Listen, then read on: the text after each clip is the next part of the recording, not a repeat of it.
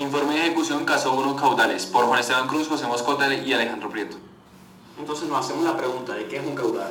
El caudal se podría definir como el volumen de un fluido transportado a través de un área determinada en un momento de tiempo concreto. Este flujo se mide en metros cúbicos por segundo, lo cual hace referencia en el caso de un río al volumen de agua que transita una corriente por segundo. El caudal no siempre será constante, ya que existen diversos factores que podrían llevar a un aumento o disminución del mismo, como la infiltración, evaporación, precipitación o erosión del mismo río. Ahora estudiaremos los usos de los caudales. Los caudales pueden ser empleados por ingenieros civiles para realizar los cálculos de los diseños de tratamiento de agua de dicho río para suplir las necesidades de una comunidad o región. Además, los ingenieros lo pueden emplear para hacer una recuperación fluvial y proteger el estado ecológico de los ríos. También lo pueden emplear para producir energía mediante fuentes hidroeléctricas alimentadas por represas. Al conocer el caudal del río se puede calcular la potencia hidráulica del fluido que se necesita para mover una turbina con el fin de generar energía eléctrica. Además, se pueden calcular máximos y mínimos puntuales, lo cual repercutirán en la navegación fluvial. Finalmente, también se pueden hacer análisis que contribuyen a la pesca activa en dichos ríos. Conectando los caudales con mi vida diaria, como ciudadano de Barranquilla, la utilización de plantas termoeléctricas depende directamente del caudal del río Magdalena. Este se utiliza para condensar el líquido que fue combustionado y enfriar el vapor generado para la producción de energía eléctrica por una turbina. Conectando esto más con mi contexto personal, en el hogar, al saber el caudal que posee un grifo, los costos por utilización de agua podrían llegar a disminuir, ya que a mayor caudal, mayor es el gasto de agua. Ahí se puede crear un consentimiento en base a la cantidad de volumen de agua que transita el área de nuestros grifos en la casa. Se podría estimar el caudal de un río simplemente dividiendo este en secciones longitudinales, uniendo con un cordel cada sección. Luego se calcula la profundidad midiendo en diversas partes del río para calcular su promedio. Finalmente, con una bola flotadora se calcula la velocidad al medir cuánto tiempo tarda la bola en llegar del punto A al punto B y se repite el experimento en varias oportunidades para obtener un resultado promedio. Se debe coger una sección de río de régimen laminar donde se comporte de una manera casi uniforme. El agua debe fluir libremente sin impedimentos para que los resultados obtenidos sean más precisos y exactos. La cuenca de un río está estrictamente ligada con su caudal. Esto se debe a que la extensión de la cuenca determina en gran parte el volumen que fluye a través del río por segundo. En el caso del río Bogotá se puede analizar su caudal desde la división de su cuenca. Pese a tener una cuenca alta con una gran pendiente, se transporta un pequeño volumen de agua a gran velocidad, poseyendo un caudal de 13.5 metros cúbicos por segundo. Sin embargo, en la cuenca media obtiene agua en los lugares del sistema de drenaje de Bogotá, aumentando su caudal a 37 metros cúbicos por segundo.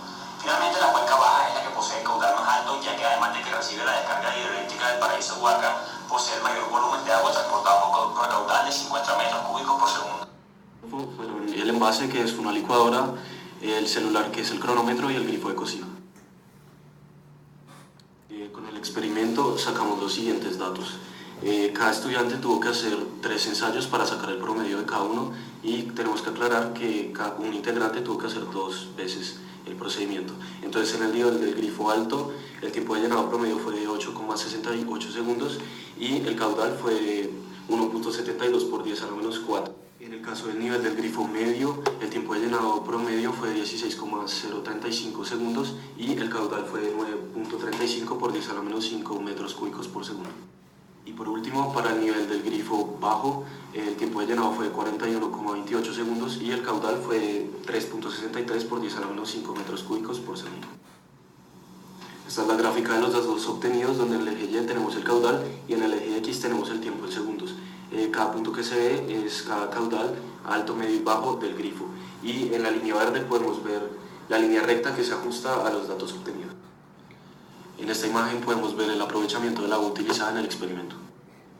Ahora vamos a iniciar con el análisis de los resultados. El porcentaje que aumenta del caudal medio al alto es de 54,36%, como podemos ver en la gráfica y en los procedimientos. Haciendo una relación con los 40 segundos del caudal bajo, podemos suponer que los 3/4 del caudal promedio serían 12 segundos, lo que nos daría un caudal de 1,25 por 10 a la menos 4 metros cúbicos sobre segundo. Teniendo en cuenta los datos obtenidos del grifo al llenarse el envase y sabiendo que la ducha consume mucho más agua debido a su uso, podemos estimar que esta consume 3 litros de agua cada 10 segundos, por lo que el índice de flujo de este sería 3,3 por 10 a la menos 4. La manguera de jardín es muy parecida a la del grifo debido a que la manguera va conectada a una llave que les proporciona agua. Por lo tanto, si tuviéramos que estimar el caudal de la manguera, sería 1,72 por 10 a la menos 4. Por otro lado, tenemos la manguera contra incendios. Esta está conectada a un hidrante y no a un grifo. La presión de agua que ejerce este es muchísimo mayor a la del grifo, por lo tanto sale mucho más volumen de agua haciendo que el caudal sea mayor. Podemos determinar que el caudal estimado de la manguera contra incendio sería 6,6 por 10 a la menos 2. ¿Qué determina el caudal y cómo se puede modificar este?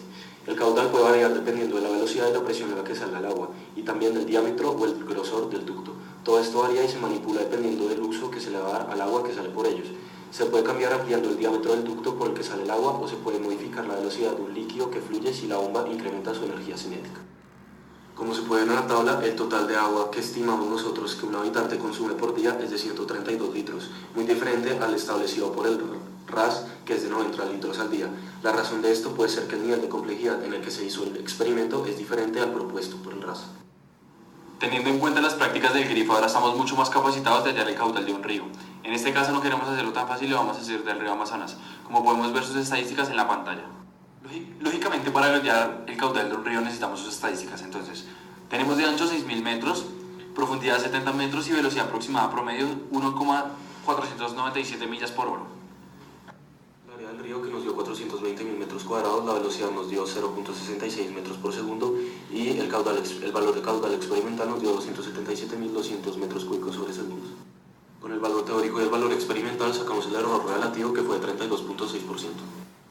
El caudal calculado por los datos aproximados nos dio un valor mucho más elevado que el valor teórico. Esto se debe a la obstrucción de flujo, variación de la velocidad del caudal, precipitaciones y cambios climáticos, polución, diversidad y cantidad de especies. ¿Y esto por qué se da? Porque genera fricción en el agua, lo que cambia la velocidad y por ende cambia el caudal.